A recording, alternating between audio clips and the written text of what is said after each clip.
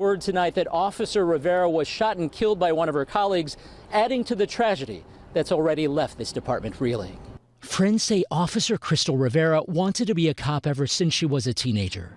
In her beloved Southside district, she earned the respect of colleagues and the community. Well, I've run across her several times. I mean, whether we were doing roll calls, she had a young child, and that's heartbreaking, you know. And we're just going to continue to wrap our arms around her. The 36-year-old Rivera was shot around 10 p.m. Thursday near 82nd and Drexel after police say officers tried to stop someone who was believed to be armed.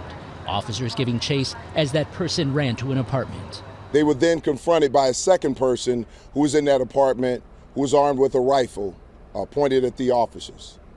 At some point, the officer discharged a weapon.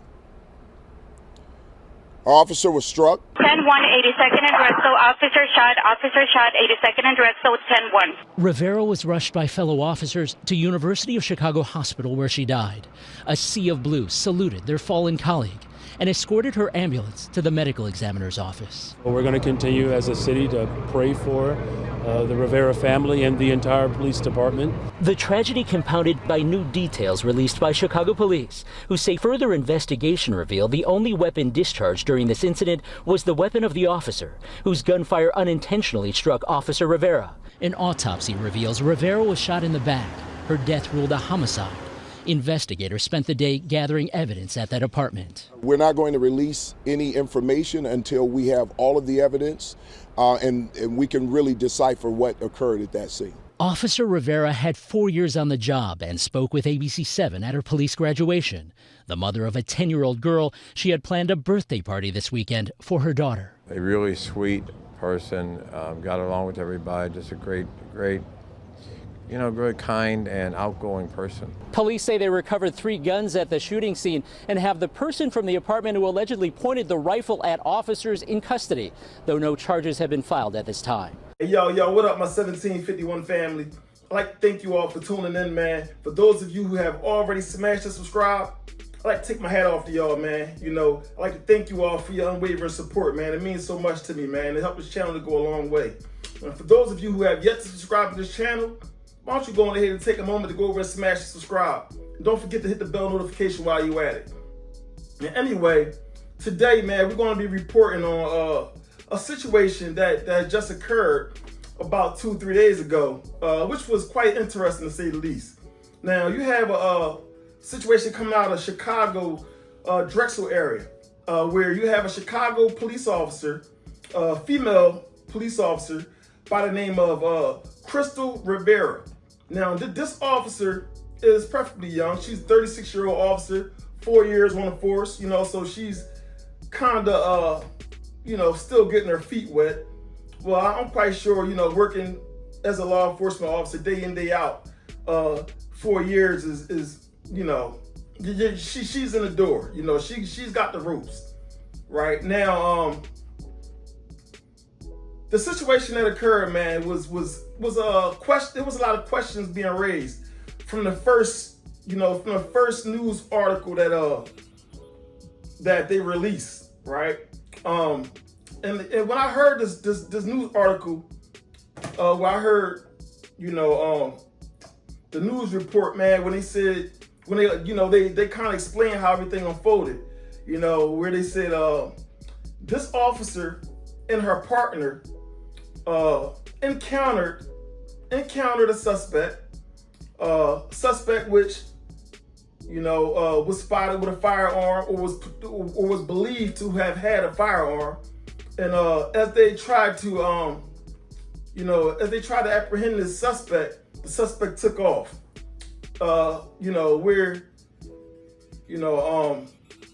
It led to them getting chased to the suspect. Along the chase, at some point, this suspect ran into a nearby building, right? This is what they reported. This suspect ran into a nearby building. And, obviously, the police, 36-year-old Crystal Rivera and her partner took it upon themselves, man, to enter into this, to this property, into this residence, where this suspect, ran into. Running in, to this residence following the suspect, they said that they were encountered by a second individual who was holding a rifle, who was aiming a rifle, right? And as a result, when they noticed this second individual aiming a rifle, Crystal Rivera's partner, bust off a shot. He bust off a shot. Now, when I first heard the story, I said, they never mentioned that the guy with the rifle bust off any shots. They never said that he fired the rifle. They said that they noticed a second individual with a rifle. At 82nd and Drexel in the Chatham neighborhood, officers believe this suspect was armed. When they approached, the suspect ran into a nearby apartment. Once officers got inside, police say they were confronted by a second person pointing a rifle at them. During that, an officer fired their weapon, and that's when the 36-year-old female officer was shot. Right? Now, the only person who they mentioned fired a shot was the partner of this female officer, Crystal Rivera. Now, the news, a lot of times, they are very strategic with how they report these stories.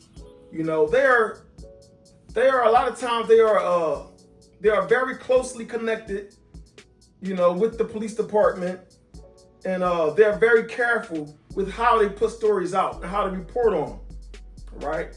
Now, this story is one of those stories where as soon as I heard it, man, it raised a series of questions for me, man. And I said, so I'm guessing the guy with the rifle, the second guy, I'm guessing he's the one. I'm guessing they're insinuating that the reason for mentioning this guy is I'm guessing that he's going to be the shooter. He's going to be the one who's accused of being, the shooter, the one who fired the bullet, the fatal shot. But I started to report on this yesterday, to be exact. But I said, I'm going to wait because I believe that for some strange reason, this story sounds so fishy to me, man. I said 9 times out of 10, man, this is going to be a mess. And it's going to be uncovered eventually. And I believe, I'll say to myself, I may be wrong. But from the way the story sounded to me, man, I said, I wouldn't be surprised if her partner, shot this officer, man, friendly fire, And to my surprise, man, today, just a few short hours ago, man, they revealed, man, everything that I was thinking. This officer was indeed unalived by her partner, in which they are saying that it's friendly fire, but it was unintentional, right? Now, unintentional, even though an officer shot another officer, right? It's hard to say unintentional until you did some sort of investigation, because although it would be a very strange situation if her partner actually intended to shoot this woman, right? Although that would be unfortunate and just unbelievable in so many ways, it could be, it could very well be the outcome. It could very well be the truth. Now, for the news, for these news channels, man, these news reporters to report that this was an accident shooting by her office, by her partner. For them to report that, right, without the investigation, that is also a telltale sign that a police officer and a civilian, we are not held. We are not held to the same we're just not held to the same standard. Now, if a civilian was to shoot this officer by accident, the first thing the police and the news reporters would be reporting is that this person unalived this officer. They wouldn't be saying this person accidentally shot this officer. But when it comes to a police officer shooting another police officer, whether it's purposely or accident, the first thing they report is that there was an accident, right? Now, that's just for me, man. It says a lot, man. It says a lot. The police departments all over America, man, they will do whatever to paint themselves in just in a beautiful light. Like there is no corruption, there's no wrongdoing, amongst their policing and their force and their police family or whatever, right? They like to paint a beautiful picture that there is no corruption. These type of things don't happen. There have been many incidents in the past where officers intentionally shot their partners, and officers intentionally shot other officers. It happens a lot.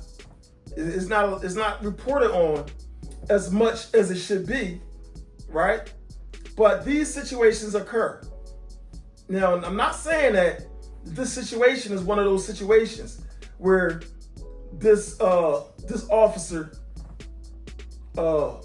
Crystal Rivera, was intentionally shot in the back by her fellow officer. I'm not saying that, but it could very much be the case, and we won't know that until there is an investigation into this situation, right? But if some of you was keeping up with the news, the news reports as they release these news conferences, and they report on this situation, this tragic situation. They said that this officer, after being shot, she was put into a police car, a patrol car, where they tried to rush her to the hospital. When the 36-year-old female officer was shot, fellow officers put her in a patrol car and rushed her to the hospital. But on the way, that vehicle caught fire due to a mechanical issue. She was then moved to another vehicle and taken to the University of Chicago Medical Center. But somewhere along the way, that vehicle somehow caught fire. The vehicle caught fire. How about that? So there will be an investigation into how this vehicle caught fire. They will continue to. I believe that they will get down to the bottom of this. But the police cruiser caught fire, and they had to transfer her into another vehicle and try to get her to the hospital so that they can render some aid and try to save this officer's life. But unfortunately, she succumbed to her injuries. This officer unfortunately didn't make it. Like I said, man, 36-year-old man, 4 years on the force, and tragically gunned down by a fellow officer, in which they are saying that it was a mistake as of now. I'm guessing that they're going to continue to do. I would like to believe that they're going to conduct an investigation into seeing how all of this unfolded. Because they said they have a suspect, the guy who was holding a rifle, they have him in custody. Now, thank God, man, that they didn't throw this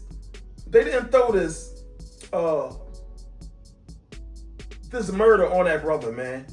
Because they could have easily done it. This happens. These type of situations happen all the time, man. When they need a fall guy, and the fall guy, he fits the puzzle. He fits the puzzle. Like, and a lot of times when they have a person that fits the narrative, and they can use that person to take the attention off the wrongdoing of, the happenings within their police department. A lot of times they will use a scapegoat, man, the fall guy. Now, obviously, they're doing something right, because in this situation, they didn't accuse this other guy, the guy who was holding a rifle. So obviously, it seems as of now that they are conducting a reasonable and legitimate investigation, because they, as you can see, they revealed that this was a sad but tragic situation and unfortunate. It was one of their own who accidentally, from what they're saying now, it is one of their own who unalived one of their own, right? But this case, man, from the beginning, man, it's been a